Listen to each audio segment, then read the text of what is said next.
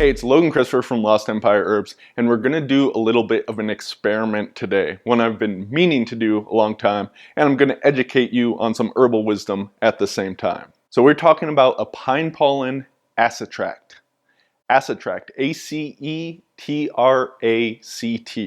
What is that? Well, a tincture of an herb is an alcohol extract of that herb. The alcohol is a solvent that draws out the different medicinal components of an herb. In the case of pine pollen, it's really good for drawing out that hormonal component.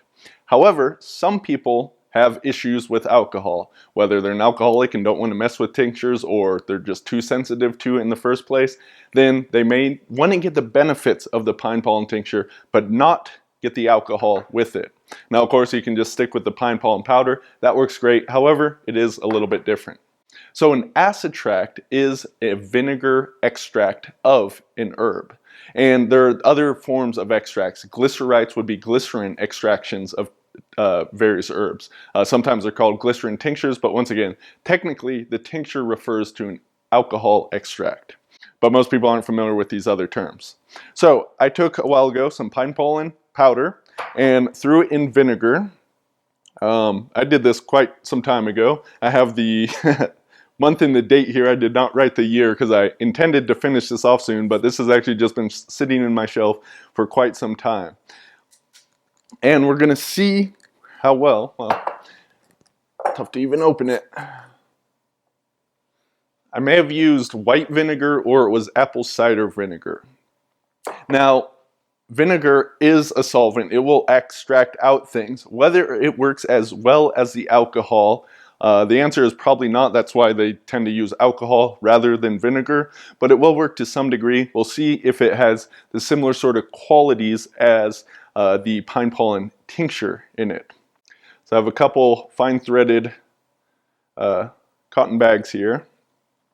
Now, one of the problems with making tinctures, or in this case acetracts, with pine pollen is the stuff just turns to mud. It's much harder to work with than, say, if you have roots or mushrooms or even leaves or something, stuff that is a little easier to strain. Because you could just, eat this mud, but really the solvent you're working with should have drawn everything else out, and the mud, the mark that's left over, can kind of just get in the way.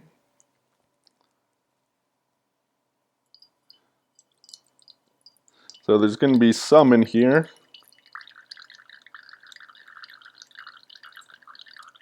Now, I should also mention, if you are trying to get the benefits of pine pollen tincture but don't want to use the alcohol, there is a trick of putting the tincture, the dropper full, into boiling water or tea. Because alcohol is a lower boiling point than water, a lot of the alcohol may evaporate off from that, leaving just what's behind. Now, it's not going to drive into the system the way taking a tincture sublingually under the tongue is going to, but it should give you some benefit. A few moments later. So I got an empty tincture bottle.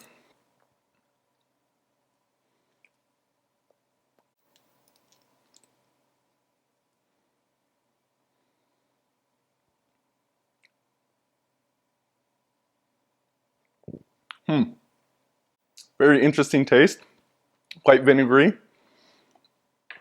But yeah, it did have similar feelings as I get with the pine pollen tincture. Of course, this is just one time trying it and just myself trying it, so different people may find different results.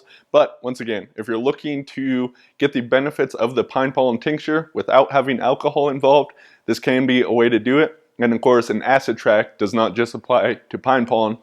You can try this with all kinds of other herbs as well. So there you go. Hope you learned something. Bet most people watching this didn't know you could make alcohol-free tinctures using something like vinegar. But if you want to try it, go right ahead. It would be the exact same steps as making an alcohol tincture, just you use vinegar instead of alcohol. So be sure to post a link below this video that goes to our How to Make Tinctures article that goes in depth all the different steps you can do.